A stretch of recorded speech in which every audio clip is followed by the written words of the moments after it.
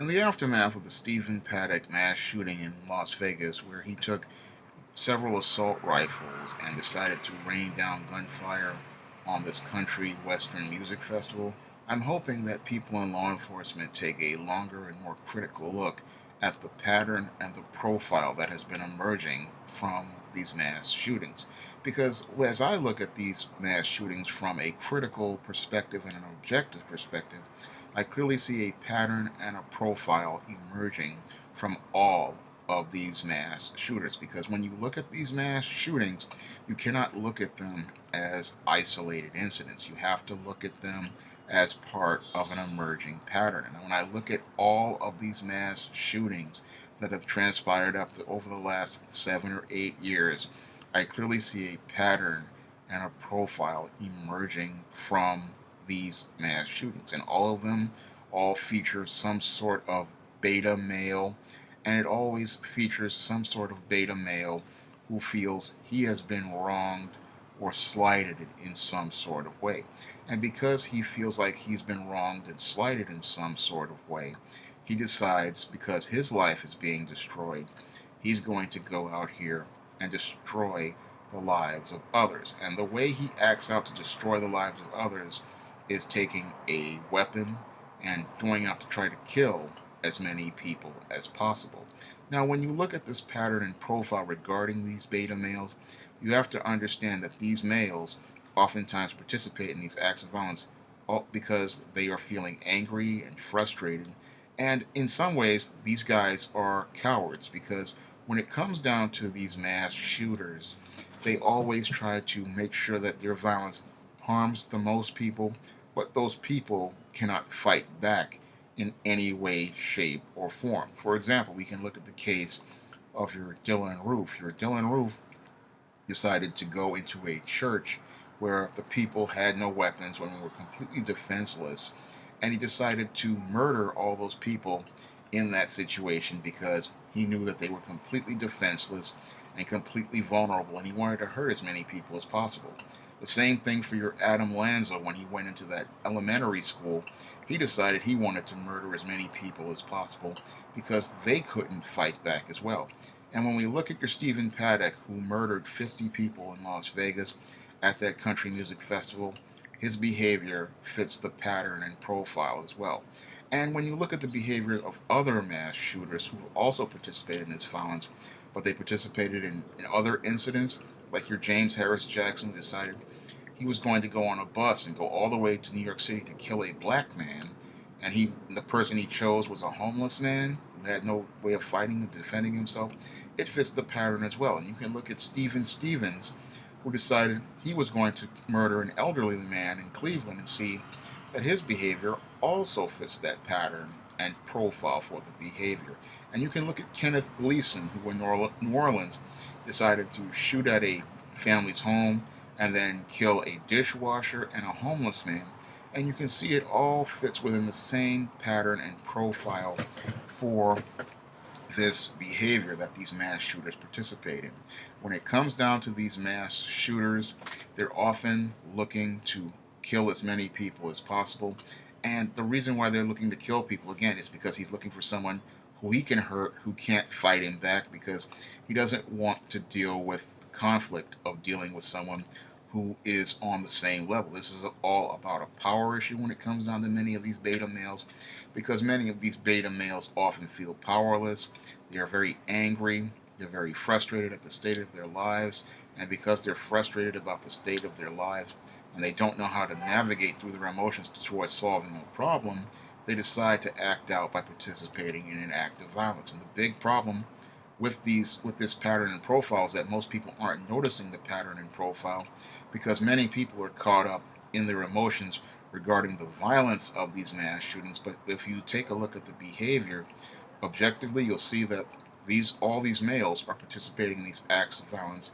And one of the core reasons why these males are participating in these acts of violence has to do with the way we have been raising males here in American society for the last 50 to 60 years, because under this system of gynocentrism, many of these males have been raised to think that everything revolves around the female, and they have to live to please the females in society. And when things don't go right in their lives, especially when they can't get the attention and approval of a female, or things aren't working the way they want, these guys lash out in acts of extreme violence. And this act of violence, usually in these mass shootings, is leading up to the murders of numerous people. So when I look at the pattern and the profile of these guys, they all connect with each other, and they all connect with each other as part of this disturbing trend as related to male behavior. And that male behavior is because of the way we've been raising males in society. And when it comes down to many of these males, they're often too closely attached to their mothers, or they had no father in their lives, or they had no sort of male influence that was positive or constructive to teaching them how to deal with conflict in a constructive manner. When it comes down to many of these males, they do not know how to navigate through their emotions. They do not know how to problem solve. And because they do not know how to problem solve or navigate through their emotions, they're too busy feeling to think about how they're acting or the consequences of their actions. It's all about how they feel and what they want, not about the needs of anyone else. When it comes down to these males, in most cases they've been socialized to act just like females, and that's what makes them extremely dangerous. And what really makes this trend of mass shootings extremely dangerous is the fact that we have almost hundreds, 100 million or 200 million time bombs all across America, because we have at least three generations of these beta males here in America, and we never know what will set any one of them off at any given time, or what will lash out at any given time, whether it be an Elliot Rodger, a Dylan Roof, a James Harris Jackson, a Stephen Stevens, a Stephen Paddock, or even a guy like um, Emmanuel Sampson. We just don't know when these guys will explode, but the possibility is that they may explode sooner rather than later. And all it takes is one incident in their life to set them off, and many people could wind up losing their lives as a result of these males participating in an adult temper tantrum.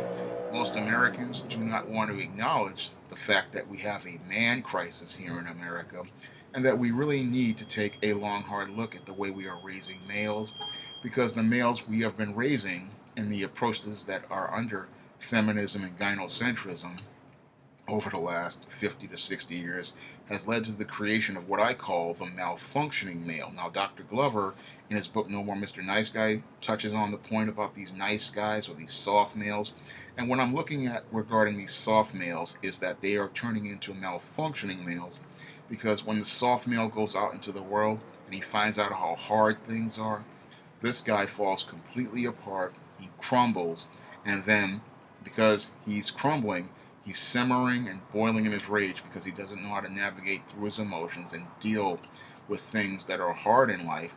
He then simmers and boils and eventually explodes in a rage where he participates in a horrific act of violence which leads to the mass murder of many innocent people. And when I look at the Stephen Paddock, his behavior fits right into the pattern and the profile that is related to this escalating issue as related to these men here in America in this man crisis. And I look at the government and I look at society, and we really need to confront this man crisis in America, because things are only going to get worse. And I've said this before in numerous videos, that it was going to get worse before it gets better, because we have almost three generations of these guys, and anything can set them off at any given time. And we really need to start really acknowledging this problem. But the sad part is many people won't acknowledge this problem. They'll just deal with the emotional part and talk about gun control. But we really have a problem where people just haven't learned self-control. And a lot of males just don't know how to be men because they were never raised by men or taught that there was a value to being a man in American society. And because they don't see a value to being a man in American society, or worth to being a man in society, they go out here and want to destroy others because they don't see a value in themselves. again, we really need to deal with this man crisis here in America, because if we don't deal with this man crisis here in America, it will get a lot worse. And instead of us having a mass shooting where 50 people is considered the worst mass shooting in U.S. history, we may have a mass shooting where we might get hundreds of people winding up dead, because these beta males are extremely dangerous, and no, most people do not understand the scale or the scope of the man crisis here in America. That's all I have to say for this video. You can comment, rate, and subscribe.